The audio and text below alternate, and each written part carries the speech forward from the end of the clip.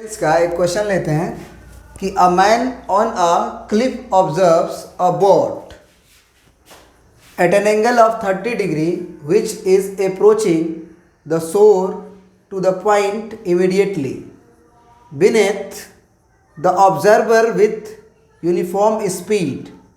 6 minutes later, the angle of depression of the boat is found to be 60 degree. समझ रहे बात को? क्या हो रहा है? एक आदमी जो है वो ऊपर है, कहीं हवा में उड़ रहा है, चाहे कुछ भी कर रहा है। वहाँ से वो क्या देखा, एक नदी थी, मतलब कुछ भी मान लो, उसमें एक बोट का एंगल ऑफ डिप्रेशन कितना था।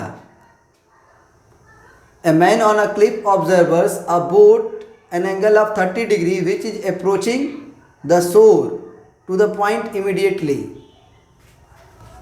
कितना एंगल था जी? मान लीजिए कि यहाँ पे देख पा रहे हैं आप लोग, इस बोट पे, यहाँ पे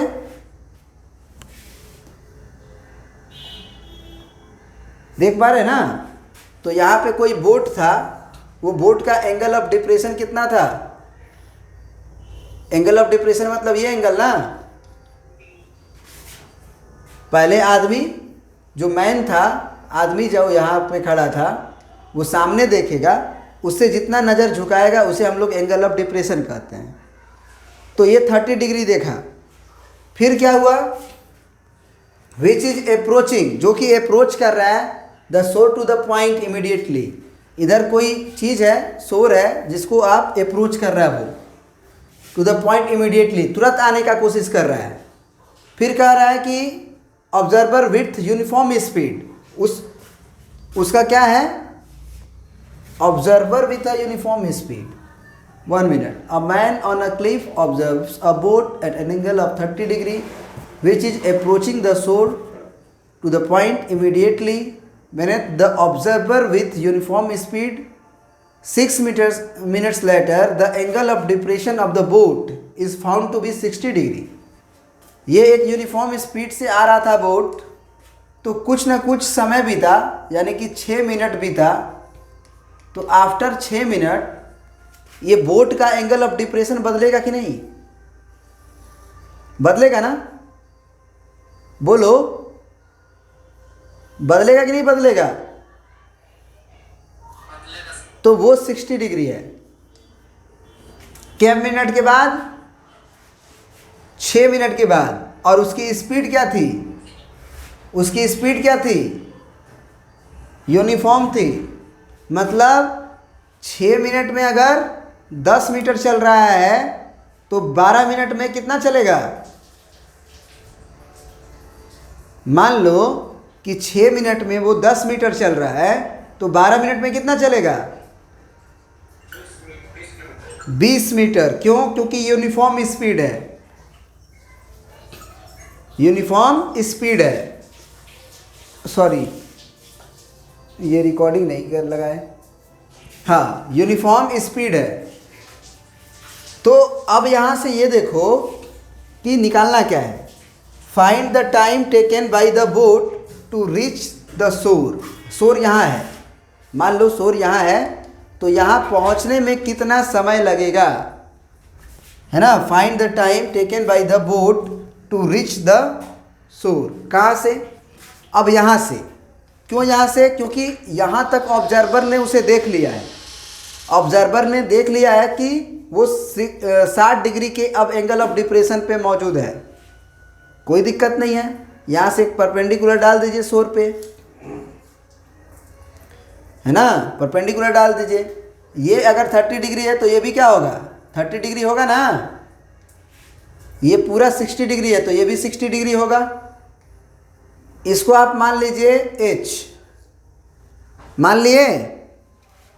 यहाँ से यहाँ तक को आप y मान लो, और यहाँ से यहाँ तक को आप x मान लो। ये मिनट दिया है, ये 6 मिनट दिया है बाबू, ये डिस्टेंस नहीं है ना। तो आप मान लो कि ये ट्रायंगल ए है, ये बी है, ये सी है और ये डी है।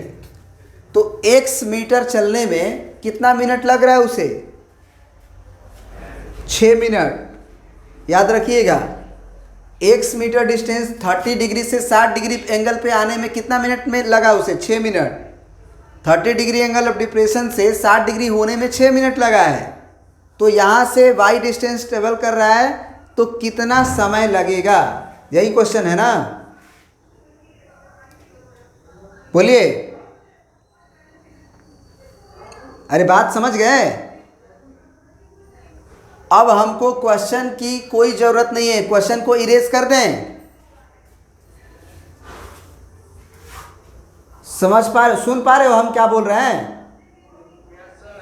क्वेश्चन को अब इरेज कर देते हैं, क्वेश्चन से कोई मतलब नहीं है। अब क्वेश्चन का इंफॉर्मेशन हम यूज कर चुके हैं, अब हम क्वेश्चन बनाएंगे।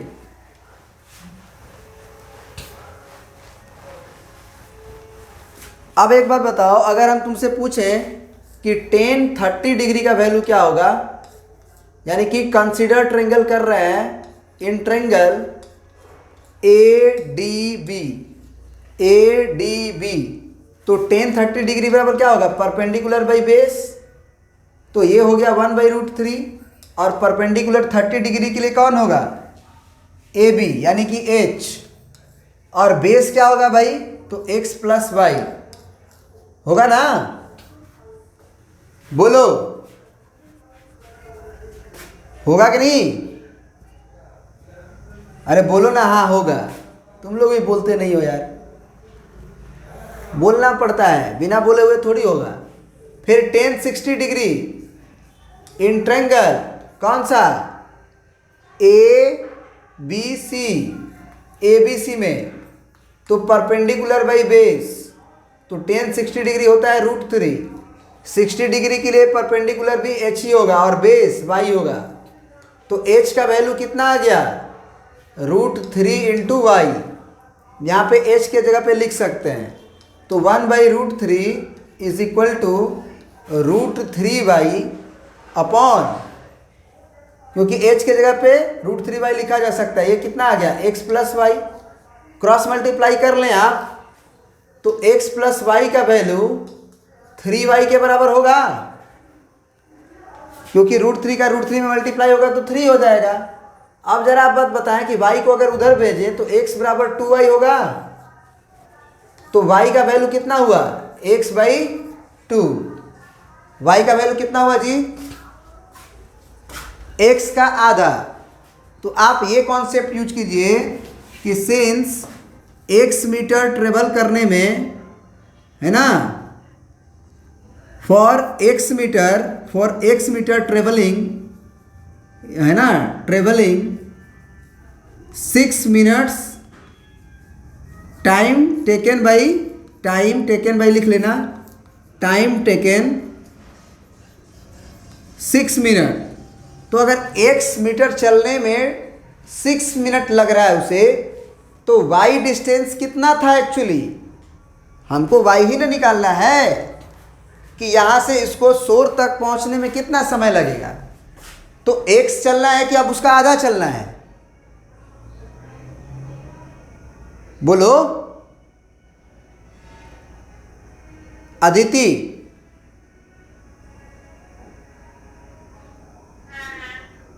तो हम ये बोल रहे हैं कि सबसे पहले यूनिफॉर्म स्पीड दिया हुआ है, तो पहले ही बताए हैं कि 10 मीटर चलने में अगर 6 मिनट लग रहा है, तो 20 मीटर चलने में 12 मिनट लगेगा, 12 मिनट लगेगा। और वही अगर 10 मीटर चलने में 6 मिनट लग रहा है, तो 5 मीटर चलने में 3 मिनट लगेगा। तो अगर x मीटर चलने में, पहले ही बोला है कि यहाँ से यहाँ तक आने में 6 मिनट लगा है उसे, मतलब x मीटर चलने में उसे 6 मिनट लगा है, तो x का आधा चलना है। तो लिख देंगे फॉर x/2 मीटर ट्रेवलिंग, अपना लिख लेना, travelling time taken is 3 minute. Answer समझ में आया कि नहीं आया? समझ में आया? आप लोग का आवाज नहीं आ रहा है।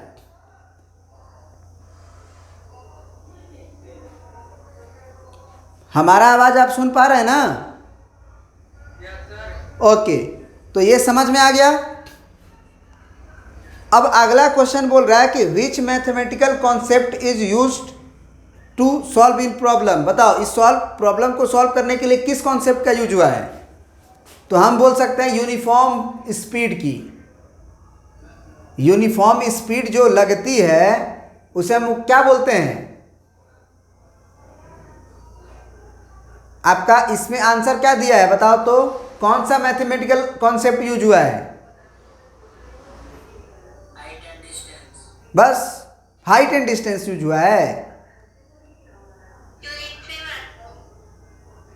Height and distance and uniform speed, तीनों। कोई दिक्कत है समझने में? बोलिए। अरे बाप रे बाप, तो आप बोलते नहीं हो ना, अब बचा के रखो अंदर, मत पूछो। पूछोगे तब ना चीज़ें बताई जाएंगी। हम बोल रहे हैं कि 30 डिग्री के लिए परपेंडिकुलर कौन है, एच है। और यहाँ से यहाँ तक एक्स माने थे, यहाँ से यहाँ तक वाई माने थे।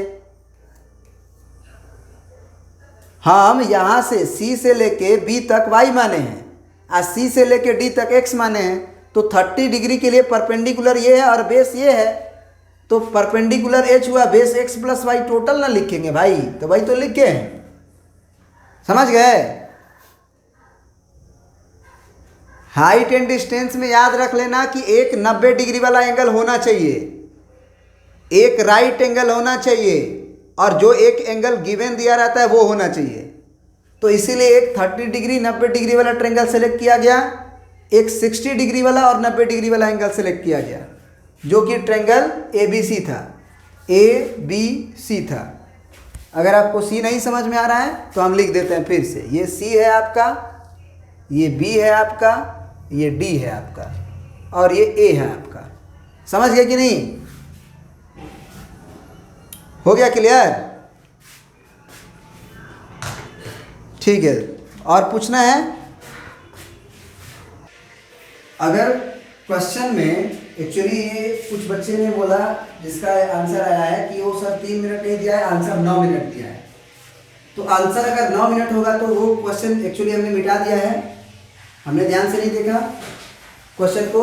तो वो क्वेश्चन होगा कि डी से बी तक पहुंचने में कितना समय लग रहा है। तो डी से सी तक पहुंचने में ये 6 मिनट और अगला 3 मिनट, तो 9 मिनट होगा आंसर। तो आप क्वेश्चन एक बार पढ़ लीजिएगा क्योंकि आप लिखे होंगे। डी से बी पे पहुंचना है तो 6 मिनट ये और 3 मिनट ये, 9 मिनट टोटल लगेगा। आई होप कि आपको ये समझ में आया होगा। Thank you.